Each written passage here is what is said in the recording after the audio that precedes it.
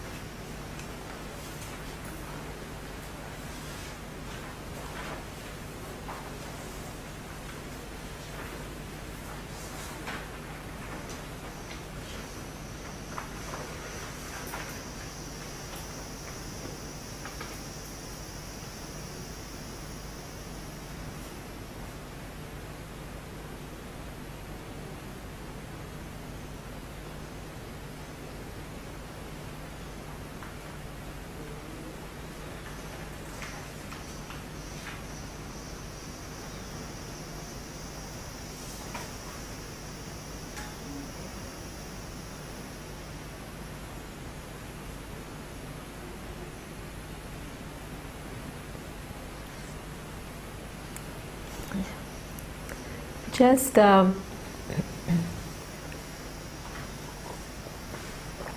briefly, in the last class we saw that the knower of Brahman gains the highest. Okay, we saw that Brahman, the root meaning itself shows that it is something which is big without any limits. Okay. And we saw that Brahman, that means it is limitlessly big.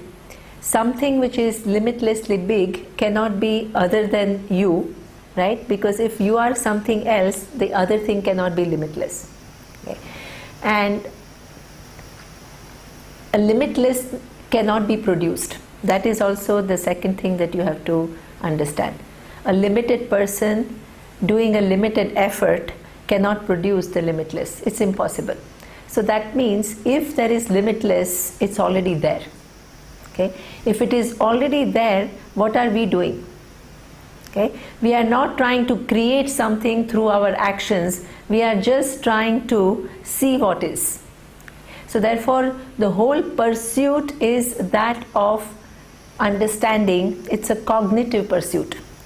So it is already there, but it is not there in my understanding. So therefore, I am trying to bring to my understanding what is.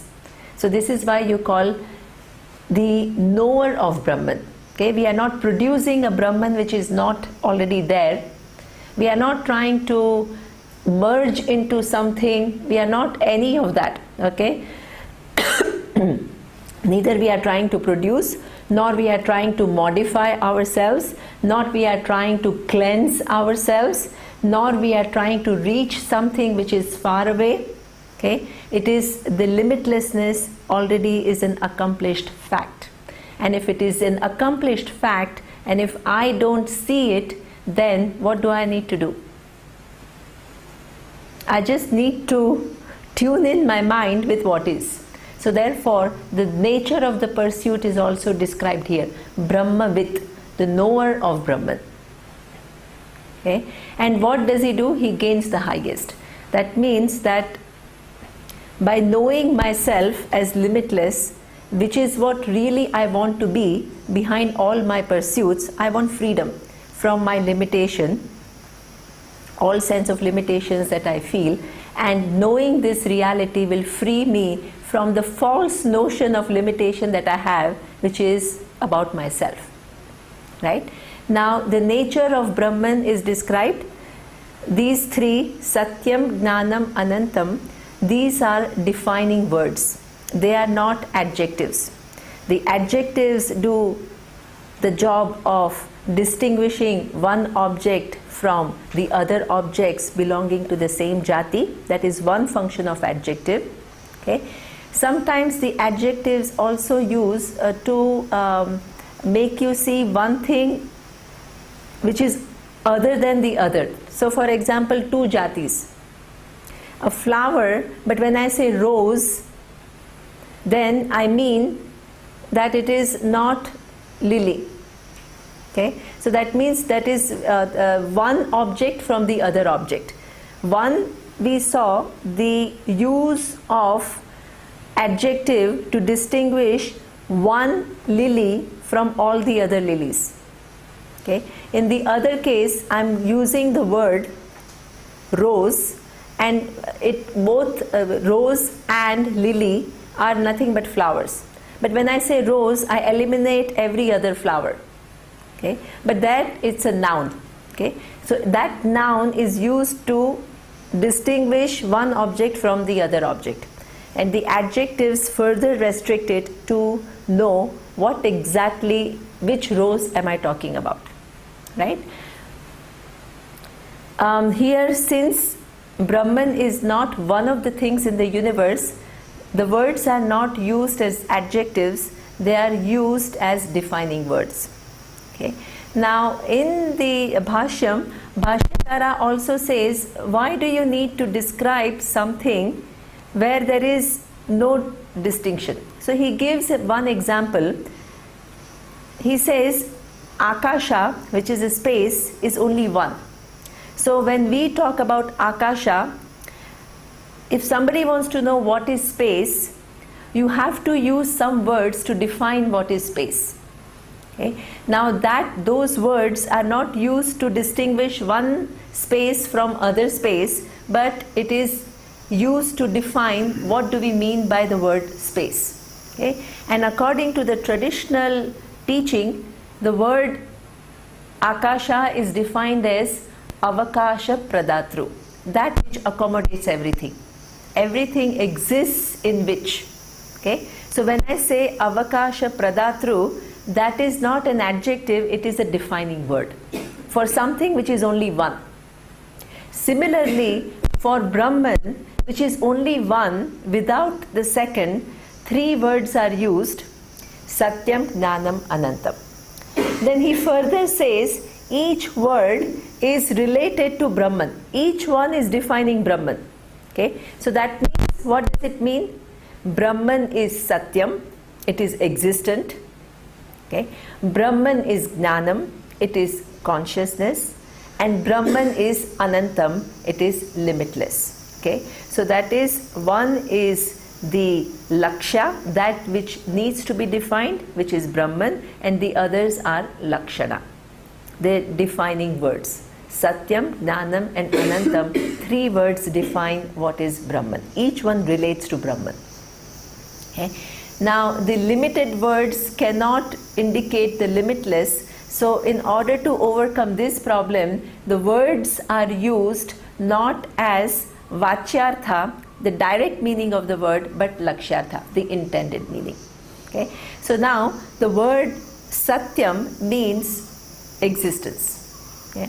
The existence, by the word existence, we generally think of existence in terms of time and space of a given object. Okay. Now Brahman is not like one of them, so therefore how do you define this existence? So Bhashyakara defines this existence as that once it is ascertained in a given manner, it does not deviate from that. Okay. If you use that definition, none of the objects will meet the definition. Okay. Because once it is determined in a given way, right? So a table, it is not always in whatever time, it remains stable. It is born at a given point in time, it lasts for a certain period, and it ceases to exist after some time. Every object is within time, so that means it has a beginning, it is sustaining for a certain time, and then it comes to an end. Right? Now, while it is existing also, it goes on changing. There are micro level changes which take place at every second. There is no one thing which remains constant. Okay? So therefore also you can say that it does not meet the definition that once it is defined in a given way, it remains always the same, because a table at time t1 is different from table at time t2. There are many changes which are taking place. So therefore it does not meet the second definition. The third thing is that no object meets that definition because each object has a dependent existence. So that table is not something which is a final reality of the table. Table is actually nothing but a name for a given substance. So in fact, if all that is here is wood, why do I need the word table? You need the word because there is a form. There is a form, right, which has to have a given name, and that performs a given function which is very distinct from just a piece of wood which is lying. Okay? If it's a small piece of wood, I cannot use it to put all these different various things, thanks to Kashi and all, everything that are lying, Niru and all, everybody kind of makes my table so beautiful. So it performs, it's a given form with a given function which has a given name. Okay? But in terms of reality, it cannot be said as totally real. Okay? Now, in order to, it also doesn't mean that it is an illusion. It's not something which is subjective. We are not talking about subjective reality here. The Satyam has to be understood as that which has an independent existence from everything else. Okay? And Mithya, we use the word Mithya. Mithya is an ontological term. There is no object called Mithya in this universe. It is my understanding of the reality of an object. So Mithya is defined as that which has a dependent existence. Okay? So therefore, the table, you can neither say it is absolutely real, because it depends entirely on wood for its existence. If I take out the wood, there is no object called table.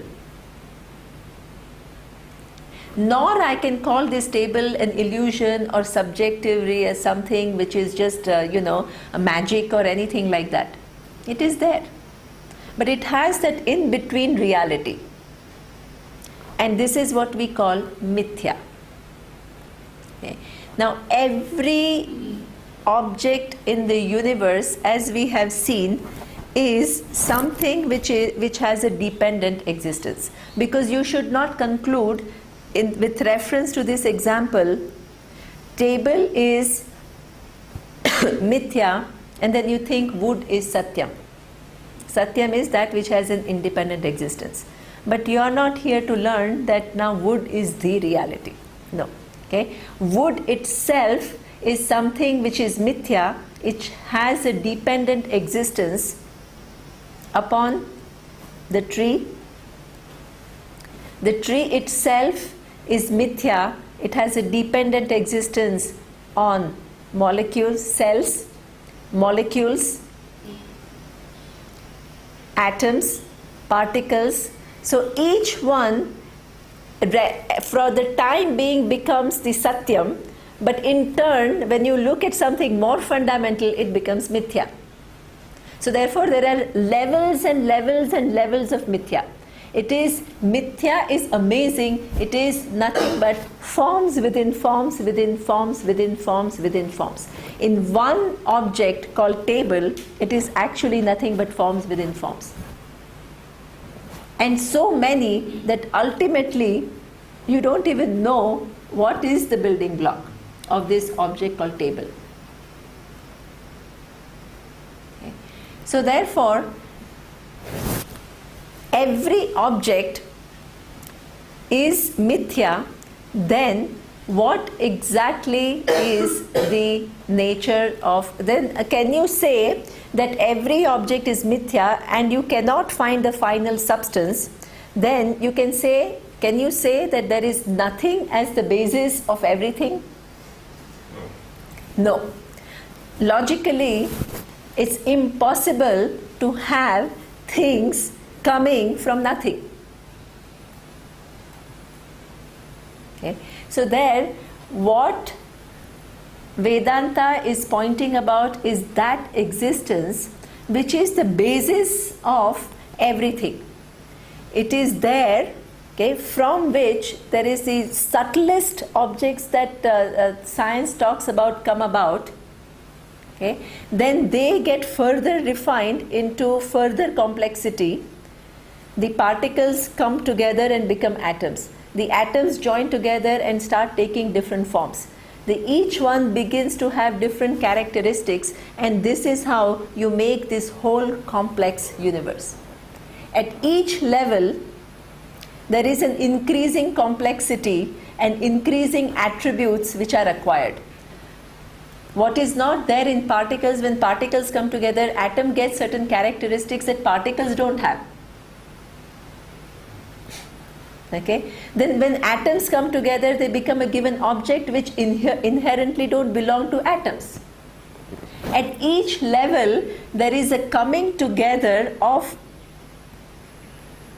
that which does not have that attribute, but there is an appearance of one more attribute. Do you see that? Okay.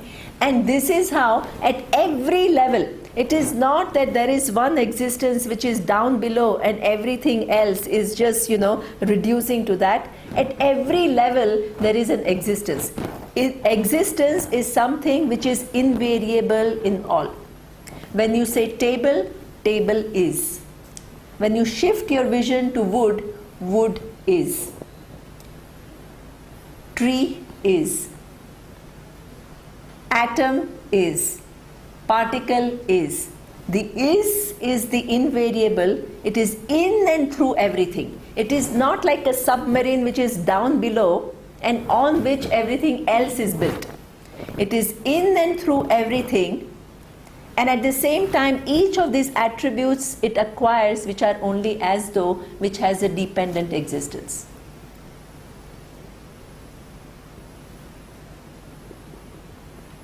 Okay. So this is that existence which is constant at every level, and it does not at any given point in time take on the attributes. In fact, the wood, if you say, does not take on the attribute of table at all. The table, you can say this is a small table, that is a big table, but the smallness does not belong to the wood at all. Wood always is free from the attributes of table. It always transcends. You don't need to transcend anything. Already accomplished.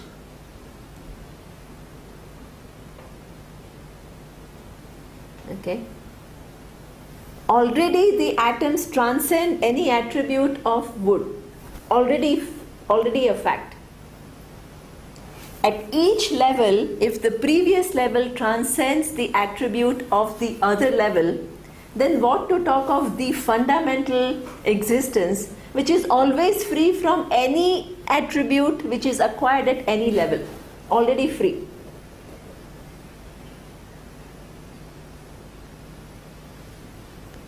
Okay, that is the truth. There is an existence which is, it's not something that you just have to philosophize. Is everywhere, and it is already free from any attribute at any level. our understanding of a given, our whole language is something which is based on our wrong understanding of things. Okay? So when you say that how we use the words, it's very important to see. Okay? When I say this is a steel cup, okay, what is used as a noun and what is used as an adjective? The noun is cup and steel is used as an adjective. Is this the reality? Steel itself is noun. Exactly. Absolutely. Because if I take away the steel, there is no cup at all. Right? So in fact, what is really the noun is steel, and cup is only kind of doing a function of distinguishing how this steel is formed as opposed to in something else how the steel is formed.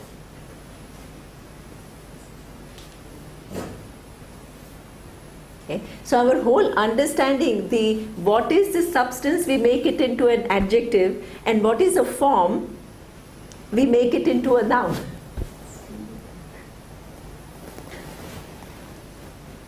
And the whole language and the whole orientation is like that. So when Vedanta talks about the reality, it is very difficult for people to understand because our whole orientation is based on wrong understanding of what is what.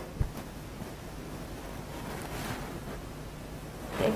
So this is what we mean by the existence which is already free from any attributes, any characteristic, which is not only the basis from which every subsequent level of objects come, but it inheres at all levels, and it at the same time it is already free. The isness as though acquires the attribute of particles. The isness, then particles come together and then they further become atoms. The atoms join and create objects. The objects again distinguish themselves within sajati, within the one group. So all these amazing variety that you see in the universe, increasing complexity, increasing permutations and combinations of things which lead to this varied universe, is actually the truth on which it depends is just existence. Okay.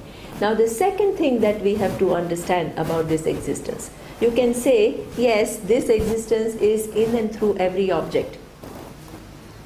Okay. It is the invariable in every object at every level. But what is the relationship of this existence with time and space? Okay. So that is again analyzed. It's amazing how science has helped Vedanta over the years. The quantum physics, the relativity of time and space, all of this is something that we use extensively to show what we want to show. Okay? It has become part of the methodology of one of the methodologies for making you see the reality. Okay? So for a long time, the time and space framework was considered to be absolute. So time and frame was absolute, time and space framework was absolute, and all the objects existed within the absolute time and space. The Einstein, to his own surprise, he found out that the time and space itself is relative in nature. Okay? It is not something which is absolute. That was a huge surprise for the whole world, because the whole Newtonian physics was based on taking time and space as absolute. Okay? Now, how do we understand? We'll understand from Dustin in his technical terms a little bit better in the evening, but let us look at traditionally how we look at it. Okay? So, how do we understand the relativity of time? So, when we say time, okay, generally what happens, we understand time in terms of unit of time. Okay. So then when I say now, generally what you say now is 12:30? Okay, so 12:30. Okay, so that is hour. Okay, then you can say that 1 hour is further divided into 60 minutes. So 1 hour is only one name. Arbitrarily you put together 60 minutes and it becomes one name called 1 hour. Okay. Now 1 minute itself is further divided in 60 seconds. So that means each one now you can see is mithya. One hour that we say, it depends entirely upon these minutes. Okay. 1 minute depends upon seconds.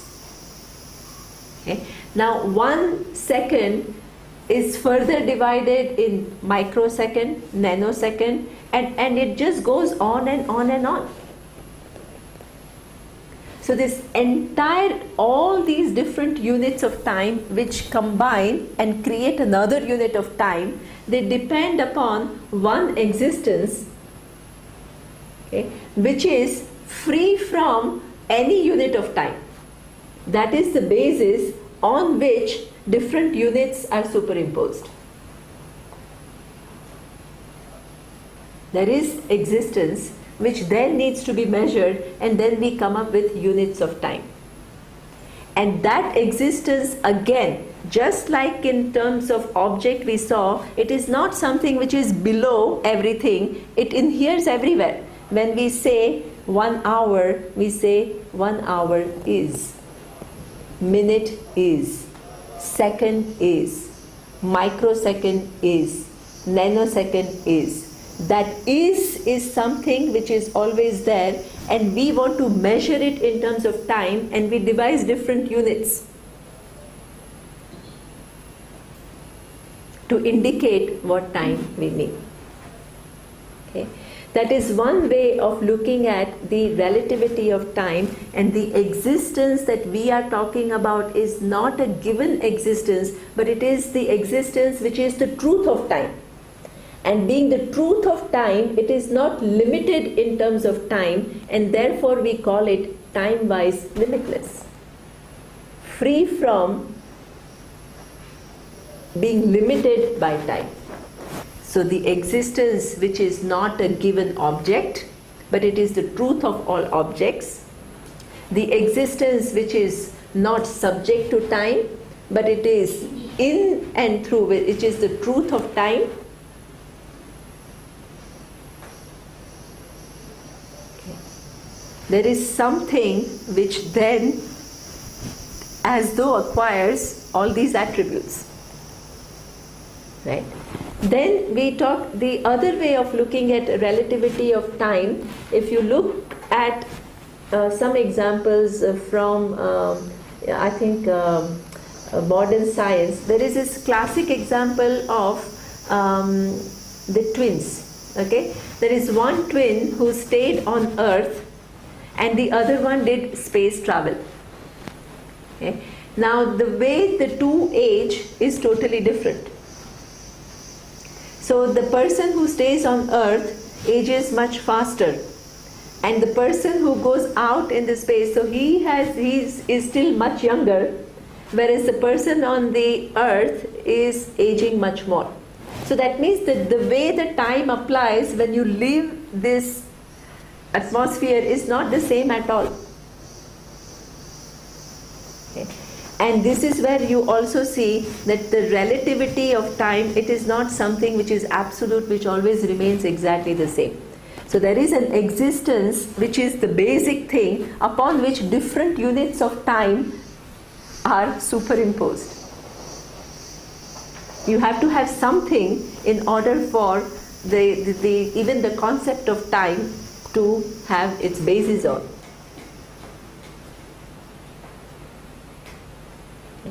What about space? The space is exactly the same. Space is one of the most abstract kind of an entity, right? Now again,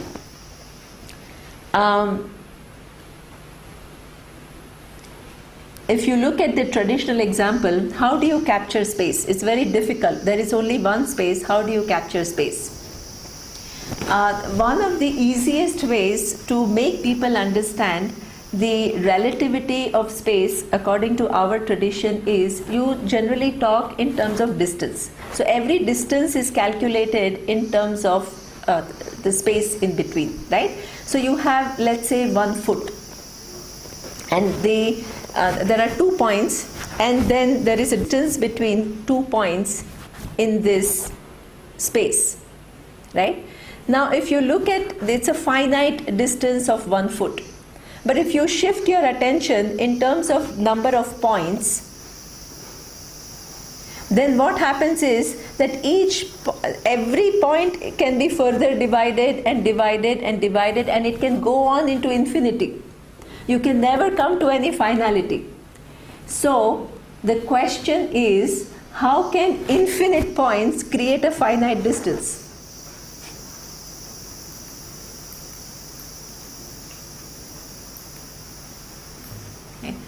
And there you can see the whole relativity of things. It's just a measure which is further, even 1 foot, if you can say, it is 12 inches.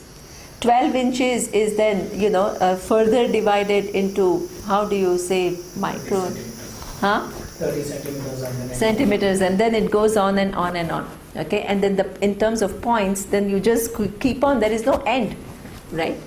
So this is. And then how does this so-called distance and the space and the relativity of space, the existence on which it depends, and that is the existence that we are talking about. So the existence that is Brahman is time-wise limitless, because it is the very truth of time. It is space-wise limitless, because it is the truth of space. It is object-wise limitless, because it is the truth of every object. Okay. How do we come to one limitless? We come to one limitless because if there is one existence which I showed, and the objects were different, and the time was different from this existence, and the space was different from this existence, then it would not be limitless. But if all the three have a dependent existence on this existence, then what really counts is what? That which has independent existence. Simple example.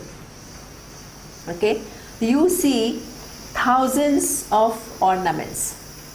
Some are in the form of earrings, bangles, necklace, rings, anklets. You have thousands of objects. Okay, if you count the forms, how many objects are there? You can have many. But if you count, if they are all made up of gold, if you count gold, which is really what it matters, because once you take away the gold, provided they are gold ring and they are gold necklace and gold bangle, if you take away the gold, what is there? None of them can exist without this one thing. Okay, so if in terms of forms, if you count, there are many. In terms of the thing which is independently existing, you count how many there is. There is only one. There is no second thing in the universe. There is one existence on which the time depends, on which space depends, upon which every object depends. So you should never construe this existence as something which is, it is true that it is not any of that. So what is the relationship? The relationship is, in normal mathematics, when you say A is equal to B, then B also is equal to A. This is a different mathematics. Here it says the B is A, but A is independent of being B.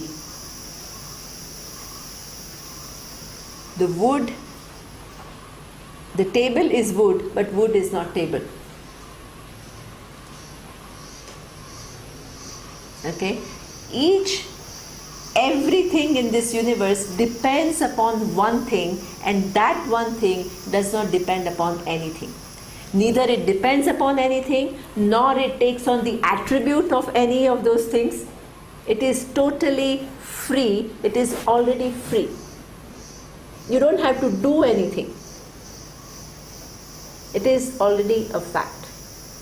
And Vedanta makes you see that fact. Now, if you then say existence means you think that okay, there is one existence which is in and through everything, it is free from everything, but upon which everything is as though superimposed, then you may construe that it is something which is inert. Existence, we think that existence means an inert existence. So the second word is used, and the second word is a very important word, and that is what we say, jnanam. Jnanam is consciousness. Okay. Now, consciousness is the word which is used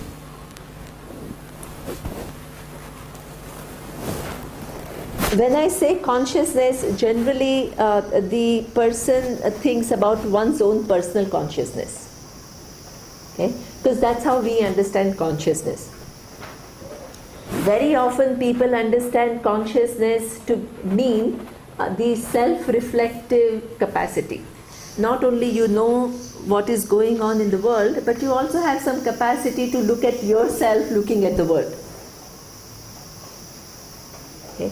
So there was this a scientist, the physicist in California, Ramachandran, and he was holding this brain and he was saying that what a wonder it is. Not only it is able to think about time, space, the Big Bang, the creation of the universe and all different things in the universe, but it also has the capacity to examine oneself as looking at the universe. That is a wonder. Huh? Thinks about itself. Yeah, thinks about itself. Absolutely. As a participant in the universe. Right? So that is something that we generally mean by the word consciousness. Now, just as I told you that the existence, generally we think it is a limited existence, and Vedanta takes us to the existence which it means us to convey, which is the limitless existence. Similarly, it has to take us from my understanding of consciousness, something which is confined to me, to the consciousness that it actually means, which is limitless. Again, if the consciousness is limitless, it has to be available here for me. There is no doubt about it. It cannot be away from me. But because it is available to me, it pervades me, I cannot conclude that it is confined here. That's my mistake. Okay. So I have to go from what I think to be the consciousness which is available to me in form of my capacity to know the world and to know myself, which is confined to me, to understand what Vedanta means by the word jnanam, the consciousness. It doesn't mean I'm led to from where I am to where it wants me to go through a methodology. Okay? So Vedanta says when they use the word consciousness, it does not mean only the knower, the consciousness of the knower. It means the consciousness which is the basis of the knower, the object of knowledge, and means of knowledge. Nata, Jnanam, and Jneyam. It is the truth of all three.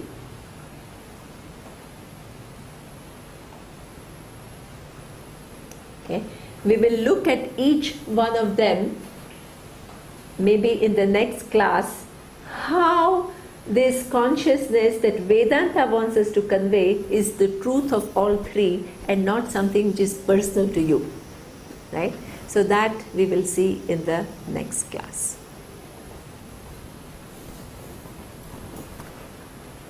Om Purnamadah Purnamidam Purnat Purnamudachyate Purnasya Purnamadaya Purnamevavashishyate. Om Shanti Shanti Shanti.